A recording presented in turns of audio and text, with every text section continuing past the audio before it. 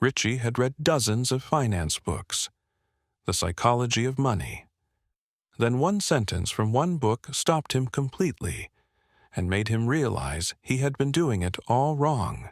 The book had one argument. Money isn't math. It's behavior. Nobody makes a financial decision in front of a spreadsheet. They make it at dinner, under pressure, with their ego, their pride, and their fear sitting right there in the room. The book opened with Mike Tyson. $400 million earned, 0 left. Not stupidity, not bad luck. He confused making money with understanding money.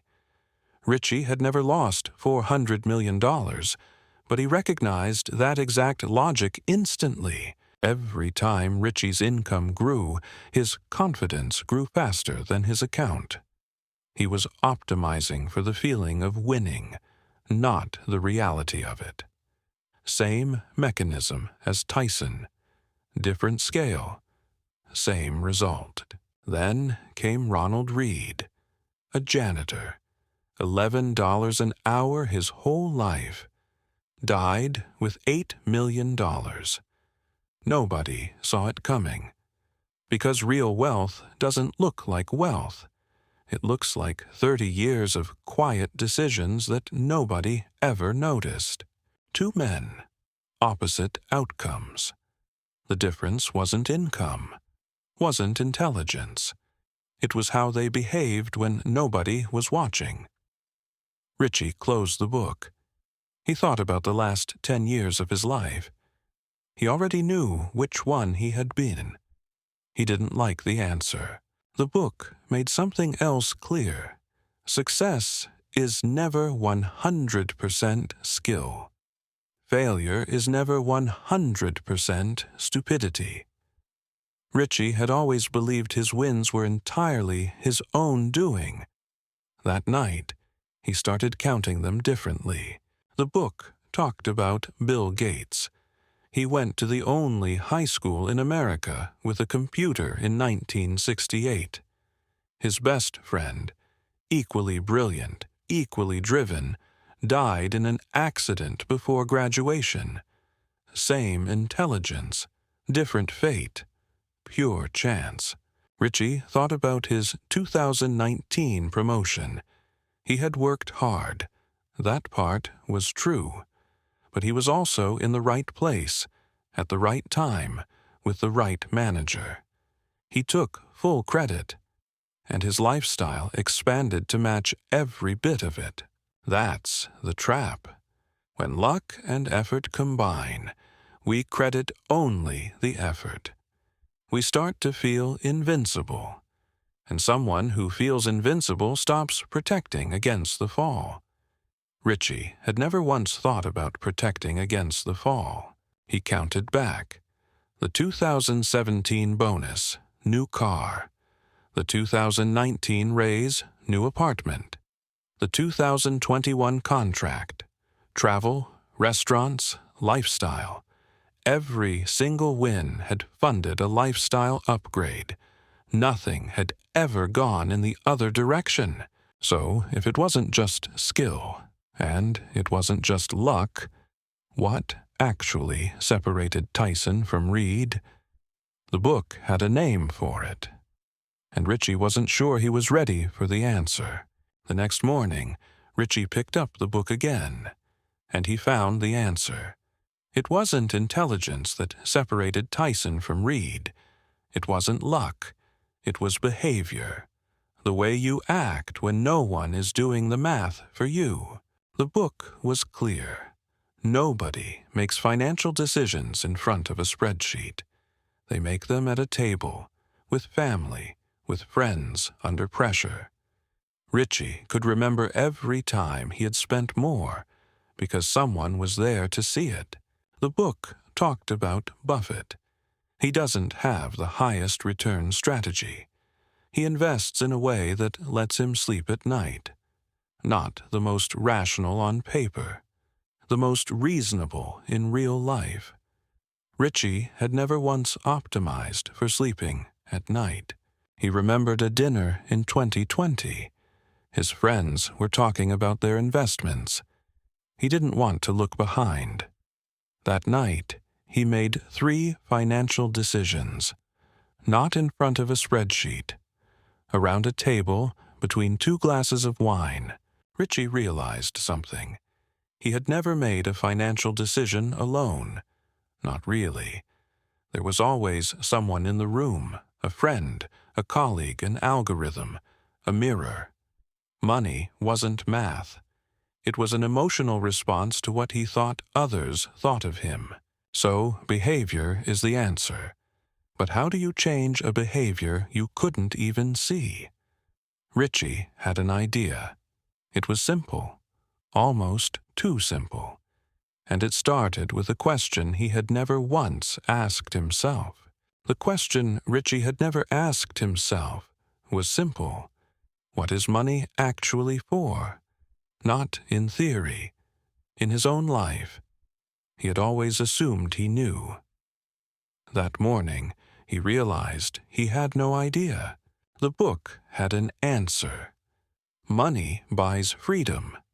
Not things. Not status. The freedom to say no.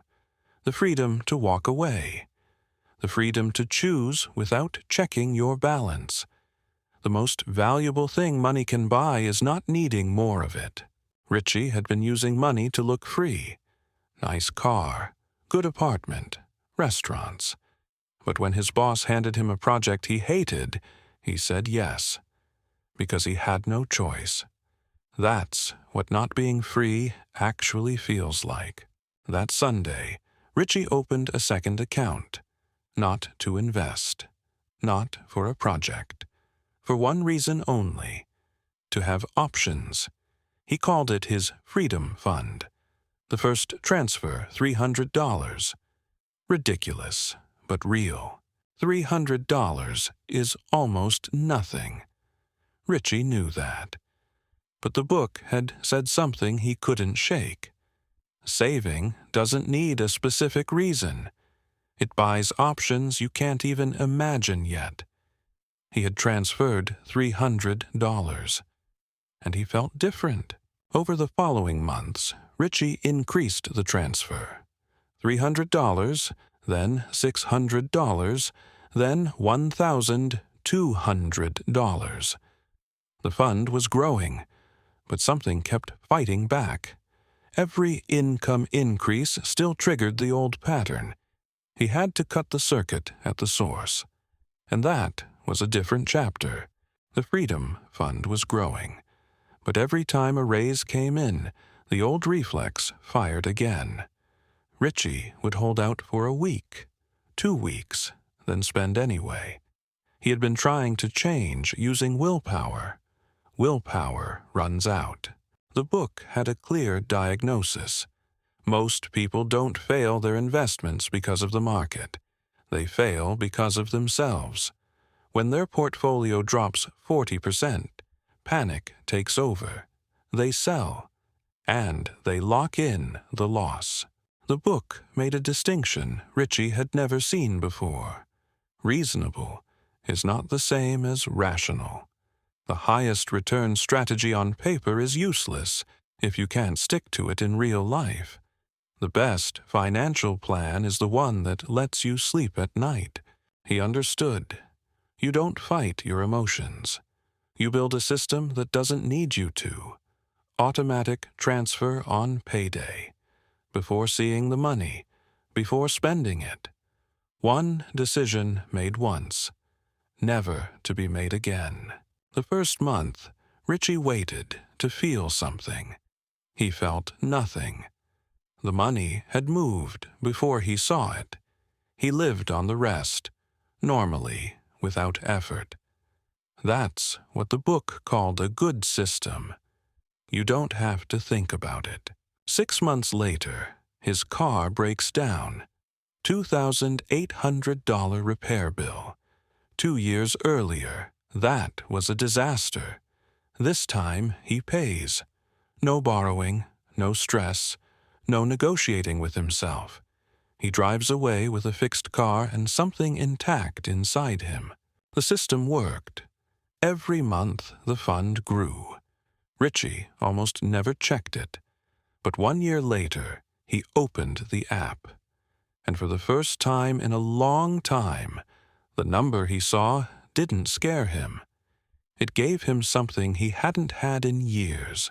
1 year later, he opens the app. $14,400.